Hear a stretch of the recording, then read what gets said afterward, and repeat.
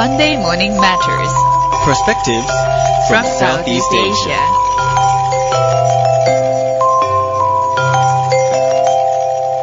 Hi, you are back again with me, Arlene, and also with Mustafa Akyol, a journalist who have written a book promoting the idea of liberalism.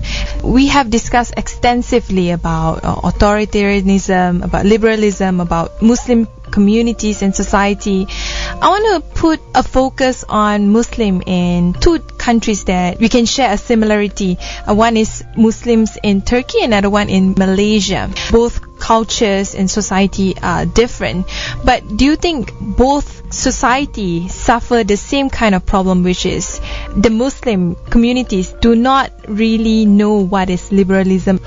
Yes, maybe. First of all, here's one thing I should underline. The threats to freedom, the obstacles to liberalism, do not only come from religion, for sure. I mean, in the Middle East, we have dictatorships, like the dictatorship in Syria of Bashar Assad, which is not a religious government at all, which is a very secular leading government. So you just have despots in the world. Some of them tend to be religious, some of them are not. So the problem of dictatorship is a universal problem. I mean, Putin is a dictator, he's not a Muslim, and it's not a related issue with Islam. So in the Muslim world, it gets bad if it is done in the name of religion. So authoritarianism in the name of Islam is horrible. In Turkey, do we had authoritarianism in the name of Islam? Well, not much, because until recently in Turkey, the ruling elite was very secular. They were culturally Muslims, but they were not very practicing Muslims, maybe. And they had certain biases against Islamic practice, such as the hijab. Hence, in Turkey, we had the banning of the hijab in schools, something I strongly opposed, because I think it is wrong to force a woman to wear a hijab. It is wrong to force a woman to take off the hijab. I mean, it should be her decision. Some people are more religious, more observant. Some people are different. I mean, you should all respect that. In Turkey, we had that sort of problem. It is gone now, and in Turkey, the current government is more sympathetic to Islam and more actually in favor of Islamic practice.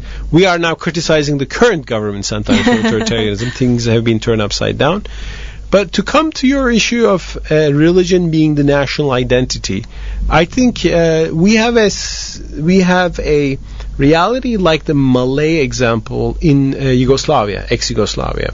In Malaysia, as I understand, to be Malay is to be Muslim. It's like the two identities are totally intertwined. Due to the constitution. It's the constitution.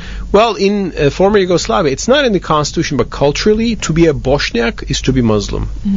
It's part of the Bosnian identity. Yeah, and in Bosnia, there are Catholics and Serbs. What makes a Catholic is, a Croat is Catholic, a Serb is Orthodox, and the Bosniak is Muslim. So they all speak the same language. They're the same people. So my wife is Bosniak, so I know that story very well. So in that case, this happens. I mean, it has happened in different parts of the world. Your religion defines your national identity, which is a fact. But here there is sometimes a problem. Nationalism and religion becomes very mixed. And sometimes religion becomes a tool of nationalism, which is not always helping, because religion cannot be reduced to a group identity. Religion is something that is deeply rooted in the person's faith in God, person's connection with God. When I'm praying to God, it's not a national identity issue. It's my individual's connection. So, of course, religion creates identities, gives us identity, the Muslim identity, and that sometimes can be the very national identity we have in the Malay case or the Bosnian case. But if we start to think of religion as only that, we are turning that into a totally social political reality, which is a secular reality. But there is a deep spirituality to it, and we should not lose that spirituality. Because otherwise you will have a nationalist policy, which might be good for the nationalistic point of view, but it might not be good for the spiritual point of view. Malays might be Muslims, but they are not necessarily spiritual in their religion, or they might not want to be spiritual in their religion, although they have to. So that's probably a problem within a society. I mean, if you are forced to be hypocrites. Yeah, I mean, if you are trying to preserve Islam because it will help the national identity, also you lose the meaning of Islam. I mean, Islam is about something about beyond this earth, about afterlife, about your responsibilities to God. So in cases where you have the juxtaposition of national and religious identity, you start to sacrifice what is truly religious to what is national. And I think that's a issue that everybody should be careful about. I mean, I'm not here to advise the Malay people. I mean, I can only have respect to Malay traditions and laws. But that is something I've seen elsewhere too. In Turkey, for example, in Turkey too, to some extent, being a Turk equals being a Muslim. I see. Do you agree with that? Well, culturally it is, not legally. But which made, for example, secular Turkish nationalists oppose Christian missionaries on national grounds. They said if there are Christian missionaries in Turkey and if they make a few people Christian, we will lose our national identity.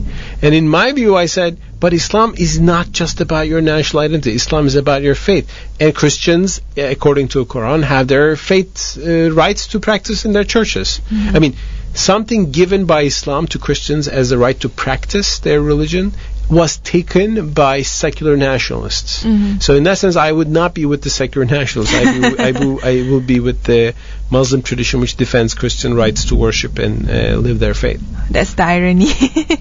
But it's interesting to see that when people associate religion as part of their core identity, an identity that is unchanged, people tend to get emotional when they see religion, in this case, being challenged by other people. They feel that they need to defend religion because they are Muslims and they have the responsibility to do that. Is it the case with a lot of the Muslim society worldwide? They need to defend their religion, hence they become more conservative, they become less and less liberal in their approach toward religion and approach towards other Muslims? They need to defend their religion. They can defend their religion. It's the tools that they're using. Today, the Christians are defending their faith too in the West. If you look at, Christian groups in the West, they are critical of moral degeneration in Western society.